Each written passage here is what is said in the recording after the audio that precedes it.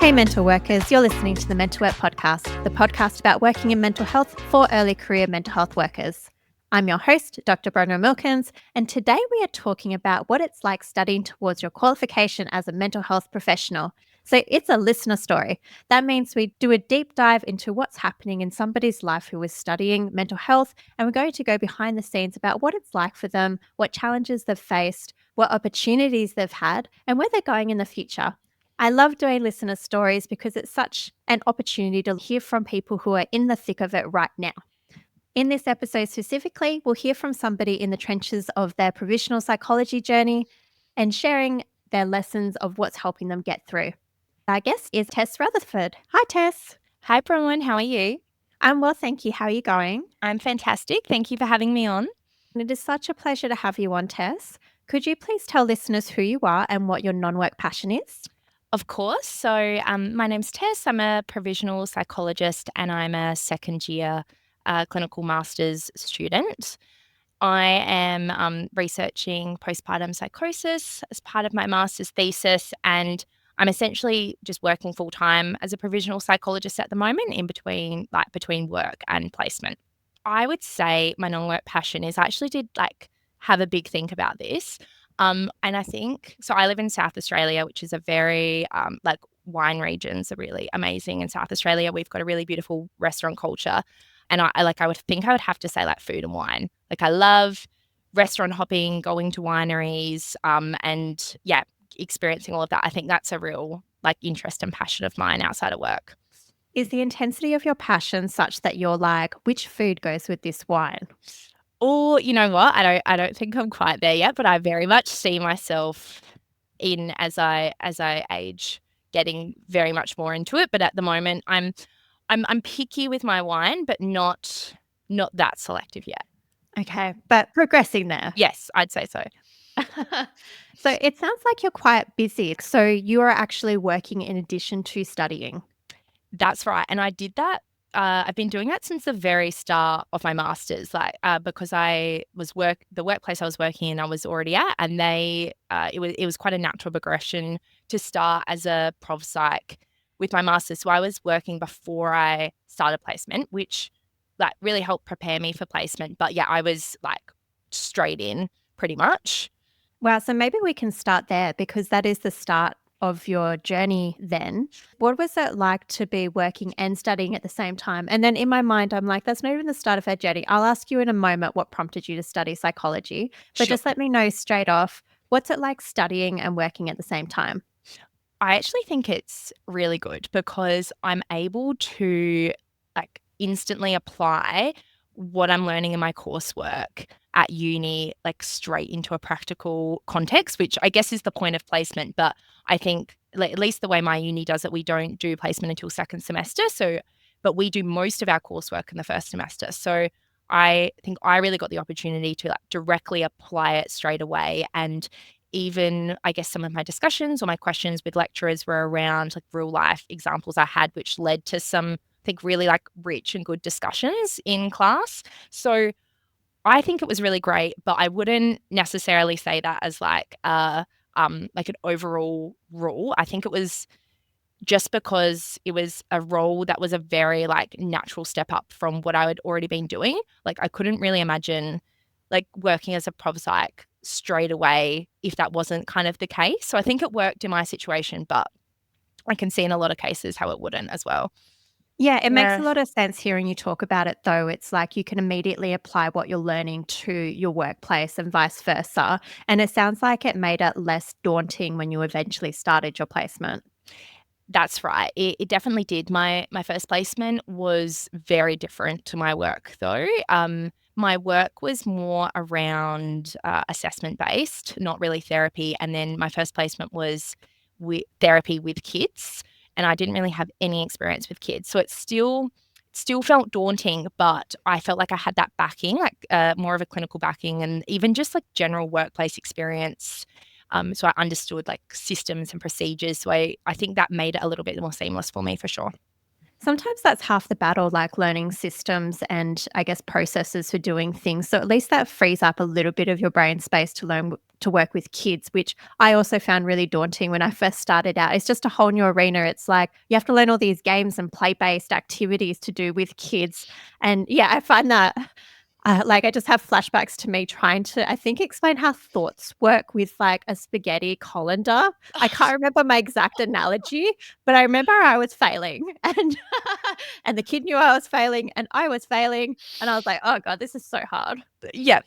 It was yeah, I think that was very similar to my experience working with kids. Like I went way out of my comfort zone. But I think I did pleasantly surprise myself. I didn't really have any interest working with kids. And look, I still think I'm gravitating towards adults, but I enjoyed it way more than I thought I would, which is interesting.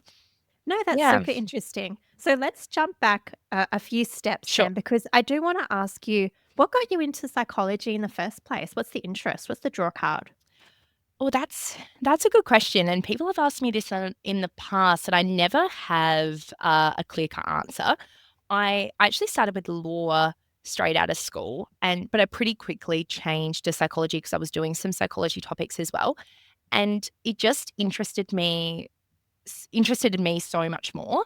And I think getting my work experience throughout uni, I knew that I had to work in a helping profession. I was really drawn to a helping profession, but I guess what differentiated psychology for me from other helping professions was the science component. Like I think I've got a really sciencey brain. I really like evidence-based type stuff. So I liked the fact that psychology sort of was the intersection of that. Like it was very sciencey, but it was like very person-centered as well. And it was sort of in the middle. Whereas I know there are other helping professions which are very similar to that, but for me, I was just really drawn to psychology specifically for that reason. When you got into your master's, do you feel like you had expectations? And if so, were they met when you first started? Yeah, so that's actually a really interesting question because I think the reality of masters has been a lot better than what I expected it to be. And I know a lot of people would probably say different. But for me, I think I just expected it to be a lot more similar to my undergrad and honors, but it's entirely different. Like just even with the structure of the classes and the structure of graded work, like nothing's graded in masters. It's all like competency based, which is actually like really good for someone who's a perfectionist to not be graded on things.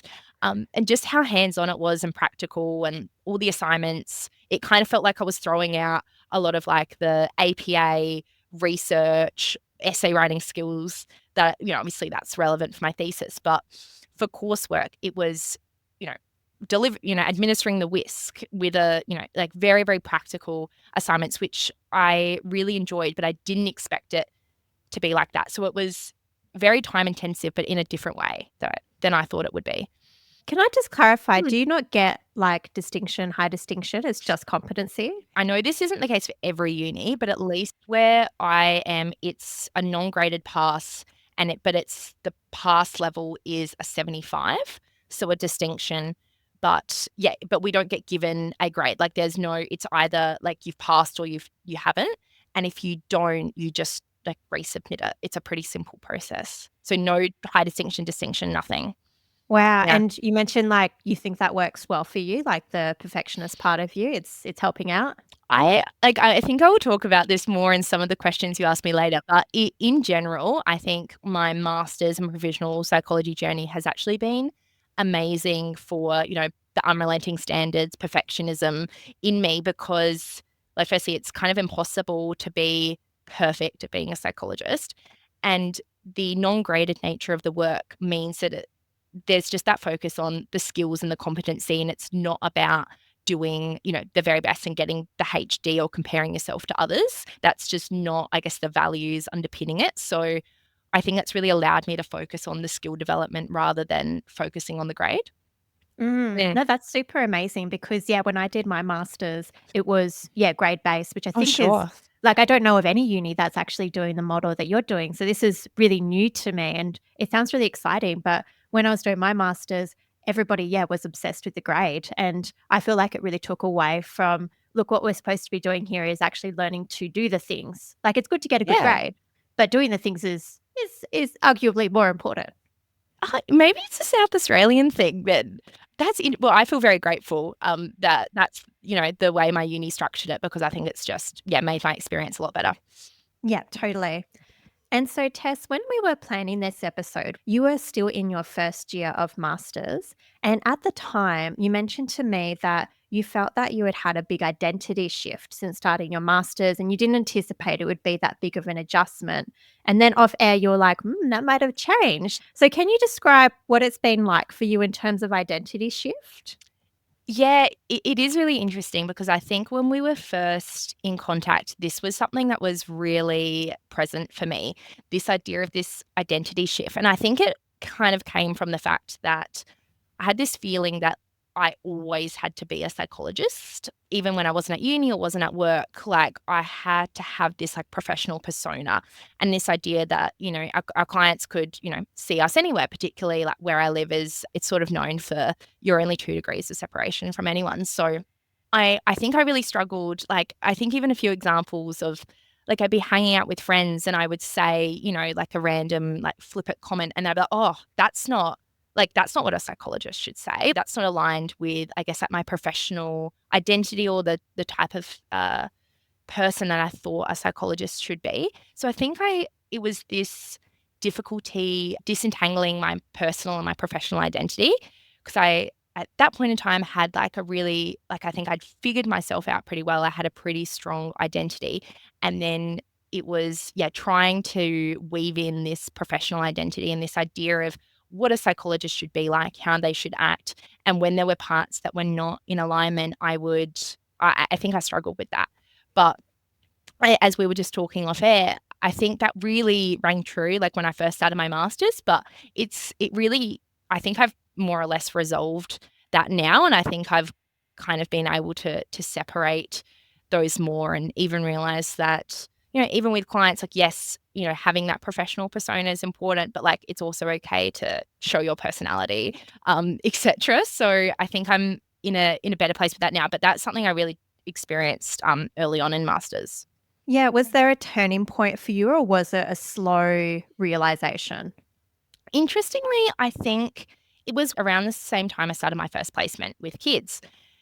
I think that's because, like, as we were talking about before, with kids, your therapeutic style has to be very, very different. Like, you're not, like, you're obviously having to act quite animated and enthusiastic and fun. And I think that kind of made me realize actually having those qualities and characteristics is actually quite valuable in a therapeutic space. And yes, that applied to kids and teens, but like, it also does apply to adults as well. So I think that made me realize, a lot of the parts of who I am, like, I'm quite a bubbly and confident person. I can absolutely like bring that into my therapeutic style, because I think this journey was really just about me I didn't have a therapeutic style. And so I think I was getting a bit confused, but now I think I've more or less, starting to find that therapeutic style. And so I think that's where the turning point was for me. No, that's really Mm. cool. And that makes a lot of sense because when I think of kids, it's like you can't be regimented. You can't sit on the seat and I guess just have that straight back and tone of voice. You are being animated. You are putting dinosaur figures in the sand and their kid is telling you, and then the dinosaurs went over here with the Barbie doll and then their friends. It's like you just have to engage in the story sometimes and Yeah. just think on your feet. You have to be creative and quite playful at times. Yeah, exactly right. So I think that was actually a really good experience for me to work with kids, and because I was working on top of placement in more of an adult sense, I think that really helped, because I noticed a big shift in my confidence at work with adults when I was on placement. So that was really interesting. That is interesting. So do you still get it sounds like when you first described it, you got a feeling of anxiety, say when you were out with friends, and then you're like, oh, that's not becoming of a psychologist. Do you still notice those feelings of fear or anxiety coming up? Definitely not as often, but I think it does still come up occasionally. And I think particularly with friends, because I've always, I think, been known as someone who gives quite direct, like, black and white advice with my friends, which is quite different to what I'm like therapeutically. And so sometimes my friends will make kind of like offhand comments about, oh, like, would you say that to one of your clients? And I think in those moments, I sometimes think back, oh my gosh, like that's so true. That, that's not very psychologist-esque of me, but I think I am realizing now that that's fine. Like I could have a different style and a different approach personally and professionally. I'm Yeah. laughing because I swear it's like only last week my partner said the same thing to me. And it's like I've been in this game like years now. And he's like, would you say that to a client? And then sometimes I just dig my heels in. I'm like, yeah, I would. Maybe I would. I wouldn't. But yeah. You also mentioned to me that I guess one perception that you had was that psych should have everything figured out. Life should be figured out. And maybe you felt like that wasn't, I guess, resonating with you. Could you speak a bit more to that? Yeah, I think, and I think was aligning with, I guess, yeah, I did have like this idea of what a psychologist should be, and I am quite young. I went straight through to from school to masters. I haven't had any breaks. So I'm like the youngest I could be. So I think that's kind of come along with this idea of, oh well, I'm quite young. I don't really have life completely figured out yet, even though from an objective point of view, I'm probably actually doing like pretty well for my age, in terms of having life figured out. But I think there was a lot of kind of doubt coming in of like, the type of psychologists I know, I wasn't really necessarily aligning with that or what they're like or this perception I had of them. But then I think interestingly, as I just got to know more psychologists because of my work and placement, I realized that, psychologists are very different with their clients versus what they're like with, people they know casually. So I think that sort of helped disconfirm that belief. So yeah, I think that was, yeah, really helpful. That's really good. And maybe we can talk a bit more about just, I guess, the younger age that you're at, because I have had an episode in the past where we focus specifically on what's it like being a younger psychologist. And we tried to bust some myths that people might have around younger psychologists, which is like you don't have the life experience or clients might judge you. I just wonder, like, have you felt any judgment for your age, or have you felt, oh, maybe I don't have this life experience. Who am I to counsel people about this? I've listened to that episode, funnily enough, yeah. And interestingly, it was something I was worried about, especially with working with kids, because and I remember talking to my supervisor early on about like, what do I say when like parents ask me whether or not I have kids, or say things like, who are you to tell us strategies to help our kid when you're, obviously not a parent yourself, etc. But that literally never came up, which is funny. And I've worked with, clients across the lifespan. I've actually worked with quite a few older adults as well, and I think that's an initial, feeling I had of, oh gosh, like what are they, going to think of me being so young? They're going to think that I don't understand, all the life experiences they've gone through, and unless they're just not reporting it. But I don't think there's been I haven't observed any issue with anyone at kind of any different age. So I think that's been helpful to, again, like disconfirm those sort of beliefs about me being young and, what clients might think about that. I think clients probably actually don't know how old I am. Like they like obviously know that I am youngish, but they probably don't know exactly how old I am. And I think people more or less have an understanding that you're a professional and you've done, a qualification and you've got expertise in the area of psychology. And that's, what they're going to you for. They're not necessarily going to you because you have, all this years and years of life experience and parenting experience, etc. Yeah, that would be a very different service. It's like people are coming to us because they're like, can you provide me with a psychological service? And I think more, can you see me as a person? Can you work with me as a human? So can you have that connection with me? And I don't think that's age dependent. It's like you've gone through the training as well as building therapeutic relationships. And so, yeah, I found similarly like that was disconfirmed. I started psych when I was 25 and I started working immediately with older adults above 65. Yeah. And yeah, just disconfirmed every thought that I had about age being an issue. Yeah, exactly. That's been my experience as well. Yeah, no, glad to hear. Okay. And one thing we wanted to talk about was imposter syndrome. So I just think of imposter syndrome as really chronic self doubt that can impair our capacity to do work because we are so doubtful of ourselves and so scared of getting found out for being the fraud that we think we are. So this can be a big challenge for early career psychs. Is this something that is relevant to you? And if so, what's it look like? How do you manage? Yeah, I think for me, like definitely have imposter syndrome, but I think the way that it shows up for me is a bit different. In sessions with clients or even going into sessions with clients, it, definitely not last year, but this year, I do have I do have confidence. Like I have confidence in my clinical skills, and I more or less know now how to, respond to clients. And, think I have a lot of things in my toolbox that kind of, no matter what client said, that I would more or less know something to sort of respond or to do in response to that. But I think where my imposter syndrome is creeping in is I think I have this belief or this worry that I'm actually not helping clients improve. Like the work I'm doing isn't actually the reason that they're improving. If clients do improve, I often attribute it to something else. Like, oh, that's because, this life stressor was reduced, which, very well could be. But I think I'm finding it really hard to believe that my sessions are actually helpful to clients and that they're actually getting anything out of it and improving. I think that's where it's really creeping in for me. And what led you to believe that? Like, I guess conclude that you're not doing anything? I think it was tricky with my first placement because kids progress in a very different way than adults. Like it's often pretty slow progress, and the progress might look different. And I was working with a lot of neurodivergent kids where their outcomes and progress might not necessarily show up on things like psychometrics. So I think, and that's what I was kind of, because I had low confidence at that stage, it being my first placement, never having worked with kids before, I was sort of, I think, needing that sense of validation or reassurance that I was doing a good job or making a difference for these clients. But even though there was so many qualitative changes, it was hard for me to take those on if I wasn't seeing that like quantitative change. So I think that's where it really started for me. And, even though I can pretty like easily do some thought challenging on myself and know that that's not the case, I think I do, notice that thought creeping in quite a bit with clients. It is a hard one. Yeah. I remember having the same thought. And yes, we did do an early episode. I think it was titled, Am I Helping Anyone? Because it's a question that I had.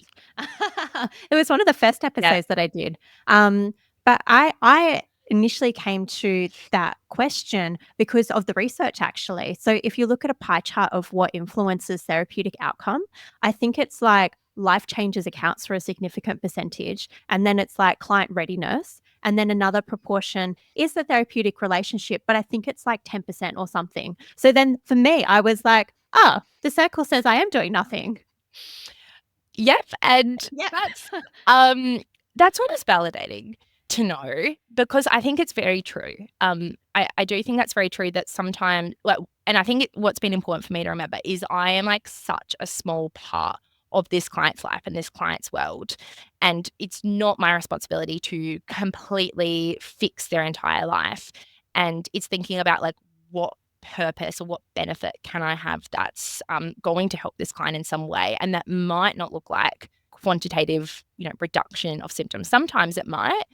If all those other factors are at play, there's, no, really difficult life circumstances, they're ready to change, et cetera, et cetera. But other times when that's not the case, that might not be the goal, and that's okay. So I think that's what I've been trying to teach myself. Yeah, I think it's a journey, but it's interesting to hear you come along the way and trying to sort it out in your own mind. Yeah, definitely. Yeah. Yeah, totally. Do you think it might change in the future? Well, yeah, even interestingly, something I've been doing lately to, I guess, try and just confirm this belief is I've been, and they really encouraged this at placement, but I think I did avoid it because I'm a bit like scared of feedback. I don't, Yeah. Which I think a lot of, people in the profession are. But I've been really forcing myself to ask clients for feedback. And it's been a bit of like a second session thing for me. I've been checking in at the end. I'm saying, okay, look, we've had our second session. Everyone's got different preferences, different values, what they need out of psychology. I want to get any feedback from you. How did this work for you? Is there anything you want me to change? And like the feedback has been like really good, and people have been giving like tangible examples of things that have, helped so far, etc., which I think has been good for me to realize, the type of benefit I'm having. And I think the other thing has been me remembering and realizing that things that might be like common sense to us as psychologists who have, however many years of training in psychology might actually be new information for a client. I remember early on, for people who have never seen a psychologist before or maybe not had any psychoeducation on psychological processes, sometimes explaining to people that perhaps things that happen to you in childhood can impact you in your teens or adulthood can be a real revelation for some people. So we can provide massive benefit to people by being like, huh, this makes sense. And with something that might be a quote minor to us. Yeah, exactly. And I think that was a big revelation for me. And even just, I guess, like your well-being stuff, like sleep and meaningful activity engagement and social supports. Because sometimes I think, oh, like the information or the psych ed or the therapy that I'm providing, it's not exactly revolutionary. But clients are reporting, at least the feedback I've been getting is that they're, finding that really beneficial because that's not necessarily something that they automatically know the benefits of. So that's been, I think, interesting as well. Yeah, and I hope that really helps because I completely agree. I say that all the time, and we're giving them tailored education as well. So we're making sure they understand it. So it's like if it's a gap in their knowledge, we're making sure that it's in words that they can understand, an approach they can understand. And so, yeah, I think we have a lot of value, but I completely empathize with you in feeling like sometimes we question, am I actually having an impact here? Yeah, definitely. And I think what I said before about just changing like that goalpost of like what I'm expecting clients to, I guess, what their outcomes out of therapy to be has helped with that. And I also just need to be realistic that I'm also only, in my second year as a provisional psych, and I'm not going to be across, all the skills yet. I'm still very new. So it's also not necessarily unusual for my client progress to be slower than someone with years of experience. Yeah. Totally. Yeah. It's such a good point. It's like be kind to yourself with the stage that you're at. Yeah, definitely. So the next question is about pressure, because it's gotten so competitive getting into masters. Like even since I did my masters in 2017. It was still really competitive. I spent years applying to clinical programs before then. I feel like it's just like ultra, ultra, ultra, like 10 times more competitive. So yeah, how did you deal with that? How'd that go for you? Yep, yep. It was definitely tough, particularly where I live. The masters, like the in-person master spaces, are so limited.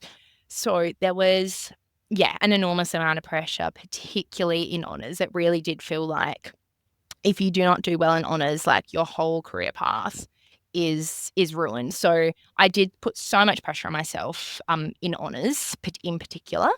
But I think what sort of helped me in toward the end of honours when applications were coming up is I think something my uni does well because we offer both the clinical and the MPP program is they took some of that spotlight off the clinical program, like being like the be all and end all, like, this is what you should be striving towards.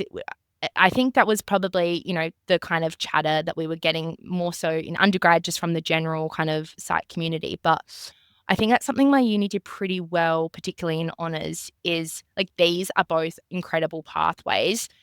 Clinical is great if you're more interested in research or you're more interested in doing like multiple placements rather than an internship. So for me, just opening up those options, and I applied to MPPs all over the country because there are so many online options for MPP. So it just allowed me to open up my application options and apply in other states where there were a lot more places available compared to in SA.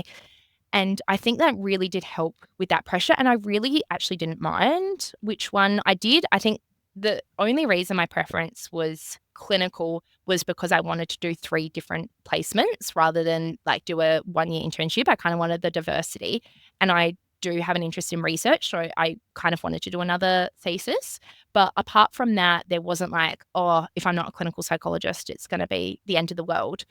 So I think that helped with the pressure. But like, as you said, even with the MPP or the clinical program now are both so competitive. So there was definitely still that pressure there, but that just helped me kind of disperse and have a few different options available. Yeah, I definitely feel bad for folks these days. I just feel like it's almost impossible. But I would recommend that they do what you did, which is apply to lots of different places if possible. Yeah, definitely. Yeah. Because the clinical programs were almost all of them were in person, and there aren't too many unis in SA. So if I had only applied there, I think I would have really struggled with that pressure, knowing that I'd only had my a quite small application pool. So the fact I was able to do that, and I think the fact that unis are able to offer those online flexible options now is really fantastic. But look, yeah, in general, I think honours, just the like the comparison to other people and like the checking in around grades, it was really, really tricky. But it's funny how that just like all instantly dissipated in masters because of the way they structure it with the non-graded thing. Yeah, I wanted to ask you about that because some people, they do compare themselves to peers. And I feel like that's quite natural. It's like you want to know how you're going. And so one way of doing that is to compare to the people around you. But sometimes that can really get us down because we're paying so much attention to it that maybe if we get 5 points less than somebody else, we just feel terrible about ourselves. Has this been an issue for you, comparing your progress to peers? I think not so much in coursework as much because of, maybe because of the grades and just because of the culture of my cohort is really lovely.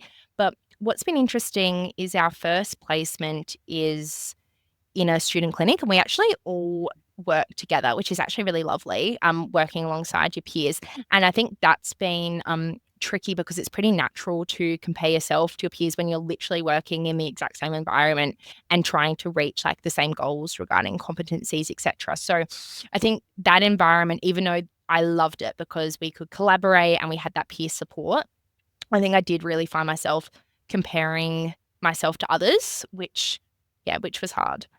It is quite natural, and I think, like, I don't know if you could reduce it because it's just a thing that we do, but I guess it's how we manage it and how it connects to our self-esteem. So I guess if you compare, but you're like, "Okay, I might be different to my peer over here, but that's okay, I'm learning." I feel like you could, I guess, go through that adaptively, but if you're like, "I'm different to my peer, I must suck," then that would be bad, right? Yeah, Yeah. definitely. And I Yeah. think the thing is with masters is everyone comes in with a very different experience. Like some people in my cohort have actually already had full careers in the mental health field or in another similar field or incredibly experienced. Some people are like myself and are quite young and quite fresh. Like we've got a really diverse range. That's more or less made it easier to not compare myself because I'm like, there's just like, so much diversity across our cohort. And it's actually been, I've just tried to use that as an opportunity to more like learn from my peers and learn from their life and work experiences. And which I think has been really good. I think that's such a helpful way of looking at it, like learning from your peers, because you're so right. We all have such different experiences and backgrounds coming to it. We all bring such different things. I bet you, with your work, even before the masters, you would bring different things and experiences and knowledge as well. So people can learn from you too. And I think that's such a nice collegial way to look at it rather than adversaries. It's like we're colleagues learning from each other. Yeah, definitely. And I think that has been a culture in my cohort, which has been lucky because, some people might have experience in disability or in kids, etc. And being able to like leverage each other's strengths and experiences when we were, in that clinic together. And I guess the other thing with comparison is my uni as well do the clinical PhD program. So we've Yeah. got a bit of a mixed cohort. Some are doing masters, some are doing MPP, some are doing the clinical program. So we're already naturally kind of all at different stages and working towards different things. So that made it a little bit easier as well to not fall into as much comparison because, the clinical PhDs, they're at a completely different rate than we are. And, they've got another, 2 years to go after we finish and etc. So it was, everyone kind of had different goals, different kind of timelines, even within our cohort, which was, actually helpful. Yeah, totally. Can we talk a bit about your research? Yeah, definitely. Did you choose the topic? Do you love the topic? Tell me. Yes, so I am really interested in perinatal mental health, and there's a really fantastic researcher at Flinders who does a lot around psychosis and working psychotherapeutically with schizophrenia. And he does, some really, really great work. And I just reached out to him and I wanted to see whether he'd be interested in supervising a thesis on postpartum psychosis. So even though he wasn't in the perinatal space, it's still like crossed over with his, I guess, expertise. And he was more than happy to. And funnily enough, someone else in my cohort just coincidentally also reached out to him wanting to research postpartum psychosis, which is so serendipitous. So we've been working together, and it's just such a great research area because it's just there's so limited research on it from a psychological perspective. Like obviously postpartum psychosis, the nature of it, it's mostly managed psychiatrically with medication. But what I've been looking at is, I guess, the psychological impacts of experiencing a postpartum psychosis. So, being separated from your newborn baby. And most of the women don't actually have a history of mental health, like mental health difficulties before. So it's, okay, you've just had a baby and then you all of a sudden have like a serious psychiatric episode where you end up in inpatient care, and how like that in itself is like, so kind of destabilizing to like your sense of self or even your sense of who you are as a new mother, because it mostly happens to first-time mothers. So I've been really looking at that impact, and particularly the transition between inpatient care back home when they're suddenly expected to be a mother to their newborn child and just return back to normal functioning when they've just experienced this really significant psychiatric event. So that's what I've been looking at, which I've been absolutely loving. It's such an interesting area. And I can just imagine that it'd just be so scary to experience that for the person and the people around them who love them. So it's so valuable, and what great outcomes could be achieved for people who experience postpartum psychosis. Is that a quantitative study, or are you doing interviews? I'm doing, I did the interviews last year, so it's qualitative. There wasn't really enough research to even do anything quantitatively, but the interviews have been amazing. So we actually got so many women who were interested, which was fantastic. So we did about almost 20 women with lived experience. Wow, that's such good numbers. Well done. And which they were just amazing to interview these women, because the episode it's usually it's interesting because it actually affects well-educated, high socioeconomic women, which is I don't think we really know why, but that's just like the demographic it seems to affect. So it's like, strangely, there's actually been a lot of psychologists who have experienced postpartum psychosis who we've interviewed. So it's just been so amazing to do these interviews with these women who have kind of come out the other side of this, and just wanting to, I guess, hear like their opinions and thoughts of what they would have liked to receive in treatment to make their experience a bit better. Really exciting area. Thanks to all of Tessa's participants. I love getting people's experiences. It's such a great way to involve people in research through qualitative interviews because, you just get really to see them as people and hear their experiences in depth. Yeah. Just think it's awesome. I'm just curious to know, how have you gone with learning qualitative methods? The reason why I ask is because I did my PhD quantitatively. So literally my PhD was spreadsheets with 40,000 rows, and I got good at working with that sort of data. And then I learned qualitative analysis last year, and I was like, what is this? What is these philosophical underpinnings? What is epistemology? What is ontology? I don't know anything. So how'd you go? I feel like my experience is very similar to yours. I had never done any qualitative stuff before, and I still feel like I'm just kind of making it up. Like, it doesn't feel like we're doing thematic analysis. Yeah, that's what I've done. Yeah, like I've done, the research and understanding of the process for it, but it truly just feels like I'm kind of making it up as I go along, which is so different to quant research. But I think it's been good. There are some people at uni who are more experienced in it than me, which has been helpful to learn from them. But yeah, it's interesting. I can't say which one. I feel like with quantitative stuff, it's almost like I don't even know if I would remember how to do that now because it's completely out of my mind from honours. But I've enjoyed the qual stuff more than I thought I have, but it was definitely a journey to wrap my head around. Totally. Yeah. It's such a journey, but well done. It's doing a thematic analysis. It's a real big deal. So congratulations. Well done. Thanks. Yeah. And I hope it goes well with your research. Are you thinking about doing a PhD in the future? I know it's early days, but just asking.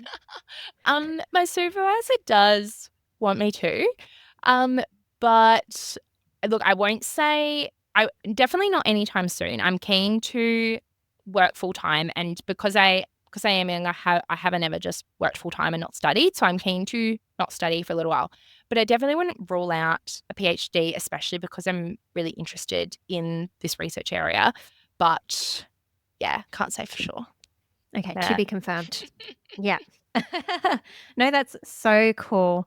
Tess, is there anything else about your journey which you wanted to share with listeners? I really wish that I, from the start, was just kind of slowing down a little bit. I think I put a lot of pressure on myself to kind of like know how to do everything right away and like have all the clinical skills and know even like multiple therapies. Like I feel like I'm even feeling that now because I've kind of got more or less a grip on CBT. I'm like, oh, well, I need to, learn ACT and DBT now and etc. And I think I just need to keep reminding myself that I can need to slow down and master one thing at a time. And I don't need to know how to do everything or be perfect at everything yet. I can, like, it's okay. Like I'm in my training period. It's actually the time to do that and to slow down. So I think that's, I guess, something I wish I had known beforehand, to slow down, and that's okay. Is that like a you pressure, or do you feel like genuine question, do you feel like the environment you're in is like pressuring you to get more therapies, like you have to be this thing, or is it a combination? I think it's a me pressure. Okay. Because even at uni, like it's been like most master's degree, a CBT focused course, but it has been good that they've been bringing in other therapies as well, and not necessarily to teach us those other therapies, but just to introduce like what they are, what they're useful for, and kind of give us a bit of a taster for then like in the future, like if we might want to go down the track of doing further training in other modalities, which I think has actually been really nice. But Yeah. I think when I get those tasters, I'm like, oh, that sounds really good. Like I want to Yeah. go like learn that now, or even in, like talking about in group supervisions, like, and people are talking about the different kind of approaches they're taking. I'm, oh, like that would be, really great to know. Or even with like my perinatal interest, I so badly want to work in that. But I've been like very actively, like, it's really important I get generalist experience first before I niche. So I feel like I'm always just like racing. Like in honors, it was like, oh, it'll be fine once I'm in my masters. And now it's like, oh, as soon as I get registered, and I'm sure it's when I'm in my registrar, it's, oh, as soon as I get my endorsement. Like it feels like I just want to stay a bit more in the moment instead of always thinking about what's next professionally. So what would you say to somebody who's listening who might be at a similar stage to you and they're feeling exactly the same way? They're like, oh, I got to get this therapy. I got to get that therapy. I got to do that now. I got to do everything now. What would you say to them?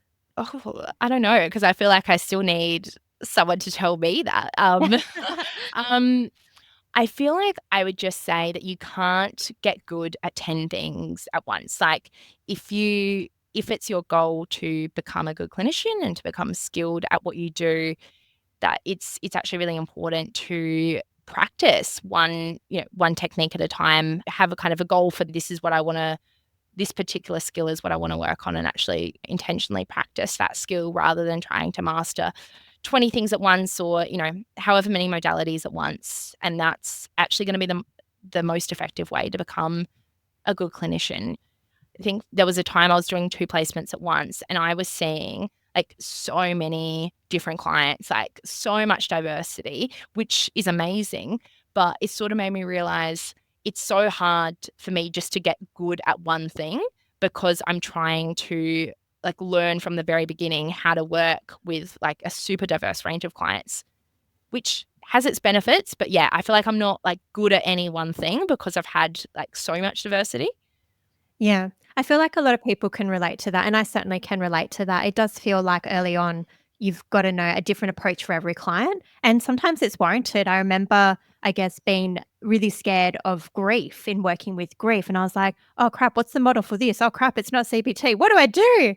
There's just so much to learn, but I feel like we can fall back on some common factors, but I feel like we need maybe a good supervisor to help tease that out for us so they can be like, look, here's where you can cut through. So you don't need to learn a different approach for ABC client. You can actually cut through with, say, acceptance and commitment therapy, but emphasizing these aspects. Yeah, and that's exactly right. And I've been really grateful to have so many amazing supervisors who have given me advice just like that.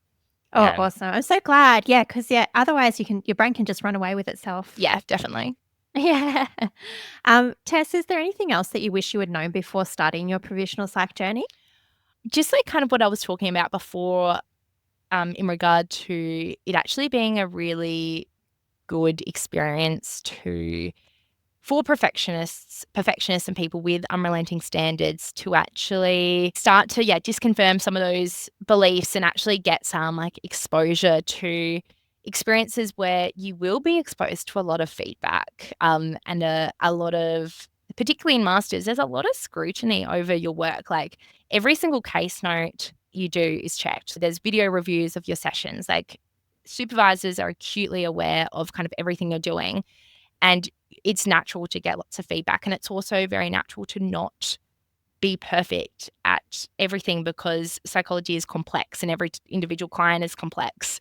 And you could be a perfect psychologist for one client, but another client could absolutely hate your approach. So it's I actually think that's been amazing for me because I've realized even if I'm like at my clinical best, a client still might not like that approach. Totally. And it might have nothing to do with you as well. It might be that they're cranky that day or that you remind them of an ex that they no longer speak to. And that's why they don't like, air quote, like your approach. Exactly. So I think that's been great. And even like with supervisors, like I've had, because of work and my different placements, I've had so many supervisors and even supervisors giving like different advice on like similar issues and me realizing there's actually not like any one right answer.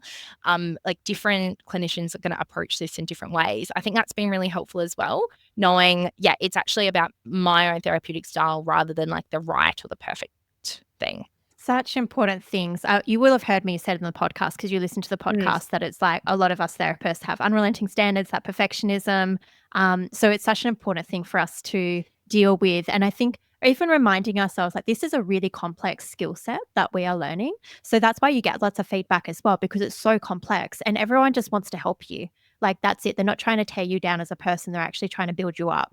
Yeah, exactly. And that's been my exact experience with supervisors. Like that, I felt like I haven't got any like really critical or harsh feedback. The feedback has been, as you said, just to help me grow and develop, which is really lovely. But it's been good at like getting exposure at opportunities of actually getting that direct feedback. So I'm like, this is actually not a bad thing. Like feedback's actually really important for growth. Yeah. Yeah, so important. Tess, it's been such a pleasure speaking with you. I feel like you're so articulate and reflective about all of your journey. So thank you so much. What do you want to leave listeners with today? If they only remember one thing, what do you want them to take away? Maximize the collaboration and the peer support that you have in masters. I think I can see myself like kind of taking that for granted now. And I think once I leave, especially if people go out into, private practice where they might be more siloed, I think that is just such an amazing part of masters, having that peer support and that community. And I really hope that like we're able to hold on to that. And I, stay close with a lot of my cohort because I think it's been such an amazing thing. So I think, not taking that for granted and to build those connections and those networks within your discipline. Beautiful. Yeah. Tess, if listeners want to learn more about you or get in touch, where can they find you? Yeah, definitely just on LinkedIn would be the best way, just Tess Rutherford. Anyone can feel free to message me. If like particularly any questions about like masters applications, because I apply to so many places, I feel like I'm really all over that stuff. So please feel free to reach out. Wonderful. Tess, thank you so much for coming on the podcast again. I just feel like it's been awesome. And what a great conversation with you. So thank you. Oh, well, thank you so much for having me, Bronwyn. Yeah, I really enjoyed it. Listeners, if you enjoyed this episode, please follow Mental Work on your favorite podcast app, leave us a rating and review, and share it with someone who might need it. So if you have an early career colleague in your life or someone who's thinking of applying for the psychology masters or any psychology pathway, chuck this podcast in their ears. It's the best way to get the podcast out there. And your support helps us really keep these important conversations going. That's a wrap. Thank you so much for listening to Mental Work. I'm Bronwyn Milkins. Have a good one and catch you next time. Bye.